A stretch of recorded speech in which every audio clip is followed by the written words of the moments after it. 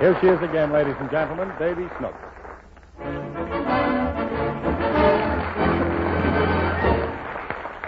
Daddy and Snooks have just arrived home, and he's ready to give his child her first cooking lesson. Here they are. All right, Snooks. Now, what do you want to cook? Ice cream.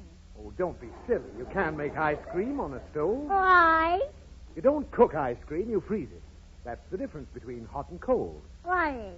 Didn't you ever get burned? Uh-huh. Did you ever go out in a cold frost and your ears got very red? Weren't they cold? No, they burnt. Well, of course, when a thing is extremely cold, it produces a burn like that of heat, and heat is also used to freeze by burning in surgery, so that when you apply ice, it burns, and vice versa. You feel all right, Daddy? I feel fine, Snooks. Now, what would you like to cook? Ice cream. Now, don't start that again. You can't make ice cream on a stove. Why? Because you can't. Here, I've got Mummy's cookbook, and we'll pick out a nice, easy recipe that you can make. What's the recipe? A recipe tells you how to cook things. Is there one for ice cream? Of course. Oh, so you can cook it. No, you can't cook ice cream. Why? Oh!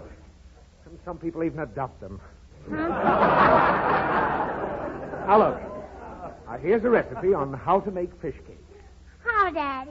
Well, let me read it. Take one fish. I get to go fish, Daddy. No. It must be an ordinary fish. You take out all the bones and chop it up. Chop up the bones? No, chop up the fish. What fish? Any fish. A goldfish? Any fish but a goldfish. A whale? No. People don't eat whales and they don't eat goldfish. Does whales eat goldfish? I don't know. Yes. Whales eat all little fish. Sardines? Yes. How do they open the can? I don't know. Let's start cooking something. Now, here's a piece of fish in the icebox. I'll get the stove plugged in and you wash the fish. Why? To make it clean. What are you laughing at? What are you laughing at? I don't know. Come on, wash it and make it very clean while I get some flour. All right. I'll make it very clean, Daddy. Fishy, fishy in the brook. Daddy, catch him on a hook. I'ma fry him in the pan. Well, have you washed it, Snooks? Uh-huh. All right, now we'll put it through the grinder like that. Yeah. We'll roll it in the flour like that. See, and you'll fry it on your little stove. All right. Do I put it in the pan? Yes. Now, while the fish cake is frying, we can make some spaghetti. What's spaghetti? Well, it's a food created by the Italians. What's Italian?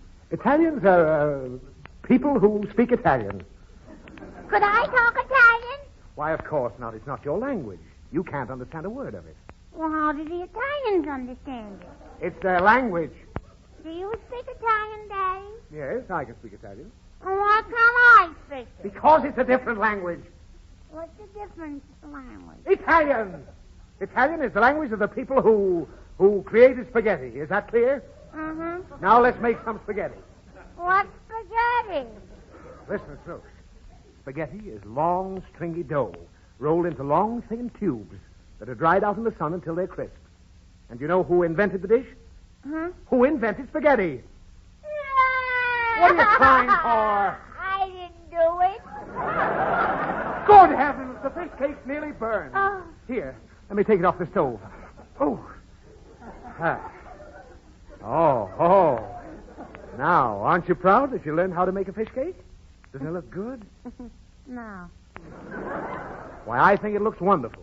And why don't you eat it? All right.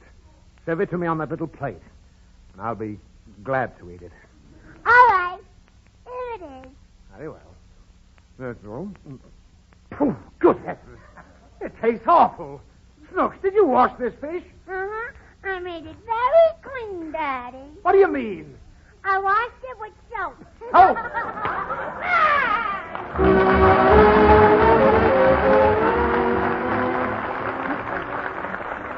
Now here's Warren Hull with a brief word to the fair sex. Fair sex? Why, Bob, that's my province. Hull doesn't know how to talk to those sweet young things. Now, just a minute, Frank. I don't want. Warren has something to say that's so logical you couldn't understand it, much less say it. Well, look at it. Go ahead, Warren. Thank you, Bob. Ladies, do you want to know how to make sure you're getting the most flavor and goodness from the coffee you serve? Then be sure you use the right grind of coffee for the way you make it at home. When you go to your grocer's tomorrow, just run your eye along the shelves until you come to those familiar blue super vacuum cans which hold the new Maxwell House. Look carefully, and you'll see that some of these cans are marked drip grind and others marked regular grind. Now, there's a real reason why Maxwell House comes in these two different grinds. Perhaps you've already learned in your own kitchen that there's no such thing as one satisfactory all-purpose grind for making coffee. And it's because we know that's true that we've developed two different grinds. There's the regular grind Maxwell House, which is just right for percolator or boil methods. Or if you prefer drip coffee, the special drip grind will give you clear, sparkling, full-flavored coffee in any type of drip or glass coffee maker. Two coffee-making principles, so naturally, two different grinds. Just make sure you get the right grind for your way of making coffee. Then follow the accurate directions given on the Maxwell House can. Your very first steaming, fragrant cup will tell you this is just about the finest coffee you ever tasted. And by the way, don't forget to help your grocer celebrate the nationwide parade of progress of the American food industry. Stop in to see him tomorrow and order a pound of the new Maxwell House coffee. You'll see why Maxwell House is bringing pleasure to so many millions of Americans, why more people are buying Maxwell House today than ever before in its history. For his concert hall selection tonight, Meredith Willson has chosen one of the most melodic of all the Sigmund Romberg compositions. A melody that Meredith considers should be looked upon as one of the great American classics. Lover, Come Back to Me, from the famous operetta, New Moon.